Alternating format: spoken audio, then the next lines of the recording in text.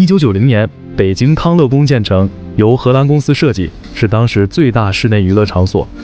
90年代末，娱乐业兴起，康乐宫因缺乏创新，消费模式不合时宜，逐渐没落。2002年8月被拆除，2006年10月，北辰大厦在旧址建成，它成了一代人的回忆。不知道有没有朋友去过曾经的北京康乐宫呢？欢迎在评论区分享你的经历，咱们一起聊聊那些年的快乐时光。把你的心，我的心串一串，串一种幸运草，串一个梦情缘，让所有期待未来的梦幻，趁青春做个伴。